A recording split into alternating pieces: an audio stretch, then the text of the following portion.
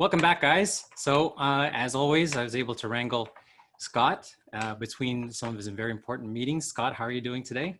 I'm doing fantastic, Roel. Good to see you again. How are you? Good, good, very good. Weather's good Good. and everyone's healthy. So, can't ask for All you more. can ask for. Something said for lowered expectations sometimes, and folks be happy. Yep. So, I want to jump right on in, if you don't mind. Sure. Question for hmm you that I saw a couple of people asking around our social media regarding hmm portable storage units. And I hmm know I was very intrigued by this too. So, hmm question to you, why aren't portable storage units used more often instead of the traditional building, hmm construction of bricks and mortar? hmm Yeah. So, well, the benefit, obviously, of those is that they're portable, they're movable. You don't have to have a construction crew come out if you want to add units, either develop or add some units to one of your sites. You can buy the units and have them delivered. One of the challenges with that, however, is that the price fluctuates. So, depending upon what part of the country you're in, and whether you're close to a port city where they have access to a lot of those shipping containers, and there's companies that convert them over to storage and put the walls in the middle, but cut holes in, put the standard roll-up doors on, as well as those are shipping containers that are converted, but also a number of other manufacturers make portables as well. Some of the bigger groups out there, like Tracti, I think they're still in the business of making these. Janus has, and some of the others. So you can order them and have them delivered, and then build them and put them on site. So, depending upon the cost, sometimes it doesn't always pencil out. It may even be more expensive than if you're going to put a lot of wanting to add a lot of square footage. It may make more sense to have a construction crew come out, pour the pad, and build the buildings. One of the other challenges with that is also, even though you don't pay property taxes on the portable units because they're not improvements, they're not fixed to the ground. Sometimes the lenders will have a challenge in actually loaning money and putting, including these into the loan in terms of the net operating income or the additional revenue that they generate, because they could go away. So if a bank is looking at a self-storage site and it's got 5 buildings or 30 or 40,000 square foot that it was built, connected to the ground on concrete slabs, built the buildings out. They can assess it that way. But if you're adding on portables, they'll say, well, those could move away. So if you're going to refinance or sell, the lender coming in and replacing that loan may say, well, this is also portable income that could go away. So those are some of the challenges. There's also a few assessors that are very persnickety, and even though you could say it's a business, it is business equipment, they will assess it anyways. So there's still taxes to be paid.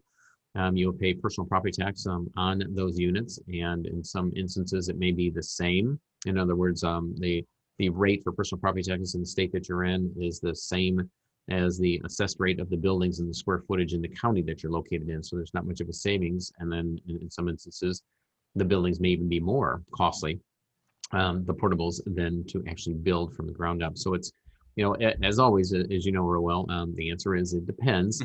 But those are some of the reasons why people may not use portables, is that they may not get the benefit that they want. It may be a little bit more expensive, and it may they shoot themselves in the foot when it comes time to refinance or sell the facility. How easy or how challenging would it be taking the route of, you touched upon an interesting point, that portables are business equipment, in terms of how easy or how difficult would it be to lease them rather than trying to get a financing loan for them? Yeah.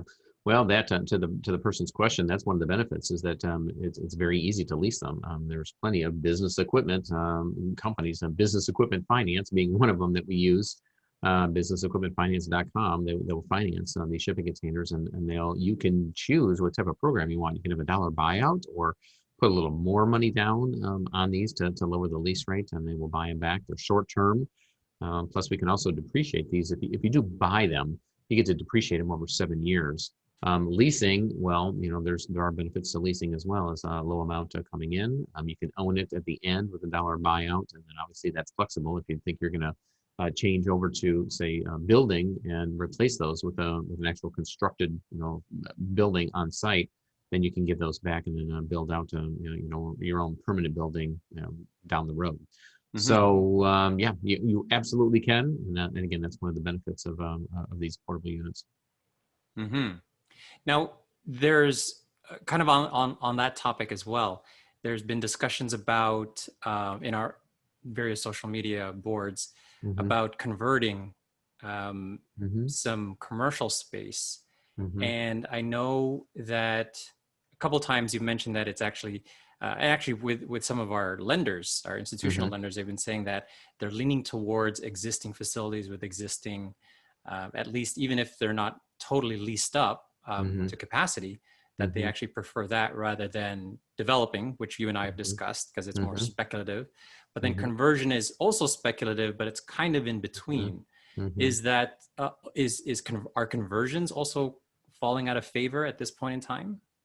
I wouldn't say so. In terms of what the banks like to see and what to lend on, certainly they can wrap their heads around a facility that is, currently leased up, or, it may be trailing, a few points down in occupancy from where it used to, but they can look back 2, 3, 4 years, there's a historical, occupancy and a track record that this facility has, that they know that with a good business plan, that they can see that maybe it doesn't have a good website, or a few of the things that we put in our business plan to say how and show how we're going to turn it around. They can easily see that. When you're coming in with a piece of dirt, very speculative, as you mentioned, then it's just a plan and there's nothing to go on other than the feasibility study from a consultant. Well, the conversion, falls in the middle of that. And that you've got a Mm-hmm. building that has some value to it in the land, and it's typically an infill location because there's already a building that was built there, and so it's got some value because of what's around it already. And so even if you built it out, so the bank may take the worst case scenario, even if they built it out as self storage, and it doesn't work, they can always tear that out, and then they've got a shell that has been refurbished and rehabbed that has some value to it. But when making your projections in a conversion, since you already have that shell already built, then it takes less time to convert the building, to put the walls and the doors in. And so the shorter the time period when you begin leasing units, and therefore the less amount of money that you have to ask for to borrow against for your lease up reserves. So in construction, it's all lease up reserves. You pay for the whole thing up front, and then it takes 11 to 12 months to build it. And then you've got that lag time before you, a year and a half before you're able to get it to break even and cash flowing. Whereas a conversion, most of it's done 90 days. We can have it converted and begin leasing up units, and so it dramatically shortens the time frame in which you can begin cash flowing. So conversions fall right in the middle. I would say another way to look at it is, if banks are looking at a development project, if there's no history to go on, they'll take a conversion over a ground up development. Still like them if it makes sense, but their first preference is always an existing facility. So the dichotomy or the rankings kind of seems like at this point in time, being at the beginning of what I believe is in the next recession. Mm-hmm, mm-hmm, Number one is existing facilities that are mm-hmm. underperforming, that have a Correct. plan to add value. Mm-hmm, Below that would be conversions, and then mm-hmm, the least favorable right now mm-hmm. is a pure new construction play. Would that be Yep. accurate?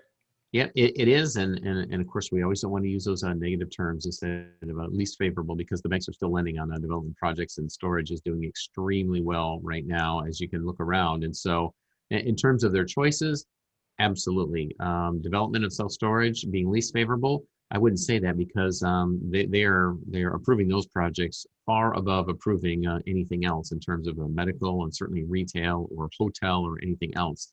The banks do want self-storage loans on their books, just in that order that you just mentioned. Mm-hmm. Mm-hmm. Now, with going back to the conversion ideas, Mm-hmm. is because we touched upon that. I remember you speaking about that before, about some empty warehouse space, like old Kmart's or Mm-hmm. sometimes Walmart's. They'll build a facility, and then a few blocks down, they'll build a much larger facility, and unfortunately, the Mm-hmm. previous one empty. Mm-hmm. Uh, Mm-hmm. what would be some of the things that a somebody new to self storage, Yeah. would you recommend a conversion as being a viable play as their first deal, Mm-hmm. and or B, for even somebody who just has maybe one facility, how viable are conversions at this point? Or when, what I'm Yeah. saying is kind of like when should somebody consider taking on a Yeah. conversion if the opportunity presents itself? Mm-hmm. So it just may be tough to get those across the finish line when you're pitching this to a bank and or private equity partners, if you don't have the experience in the past. It's a little bigger chunk. to bite off, and there's many things that can go wrong in a conversion or development project. And so the banks typically like to see somebody else that is seasoned. Certainly don't want to dissuade anybody from not doing that. We've got some folks that are doing it for the very first project within our self-storage mastery, our mentoring programs, as you know, Roel, but they have the benefit of our team behind them, so they've got the experience, and the bank can point to all the projects that we've done because we're partners on those projects as we're helping them through. So having somebody, at least a consultant, somebody that has experience that you can bring into a project like that and become even a minority partner, a small partner in the project, goes a long ways with the banks. So to the extent that you can do it on your own, right out of the gates, there's a little bit of risk in that, and also it may be just a little bit tough to even get the funding for it. So you may be better suited to do a few more existing facilities first, get your feet wet. Or look to partner with somebody or bring in some consultants. And, again, clearly that's what we do here at selfstorageinvesting.com. If that's of interest, if anybody out there is running across those projects, we'd be happy to help. Mm-hmm. Mm-hmm. Now, I know we have a number of summits and additional workshops as well. We have one on conversions. And when do you foresee that starting up again? That we do our conversion summits. Yep, depending upon when this comes out, we've been having those discussions again about having both our developer and conversion event combined into one, and holding that very soon. So keep an eye out. It may not happen the fourth quarter of this year, but by first quarter, keep an eye out in your email inbox as we may be ramping that up again. And can you give just like a kind of a brief little commercial so that people know what to expect when it starts to? Yeah, 2 to 3 days in length, usually 3 days is what we'll be doing, and kind of splitting it up. They won't be a full day, but we touch on all aspects of looking into a market, finding, evaluating a site, putting together the entire package of what it's going to cost, the capital stack, if you will, as to how to put together the funding for this, from bank debt to adding on any mezzanine lending or bridge lending, and then private equity partners. And then reverse engineering it all the way back to make sure that it cash flows and that it pencils out. So essentially doing what the consultants do in a feasibility study, but then also how to read a feasibility study.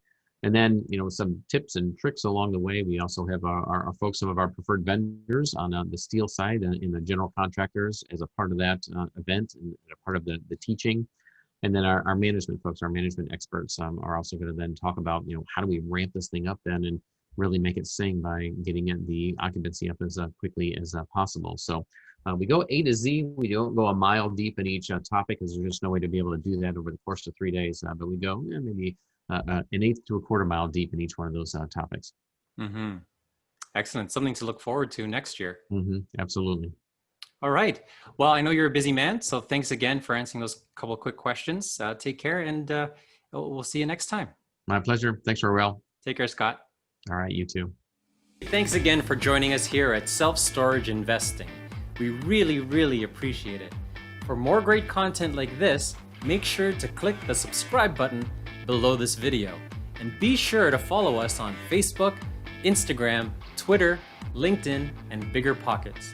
You can also visit us at our main website at selfstorageinvesting.com, where you'll find even more free content, our ebook, and registration to our free webinars and education courses, and much, much more. Once again, for more great content like this, please click the subscribe button below. Thank you.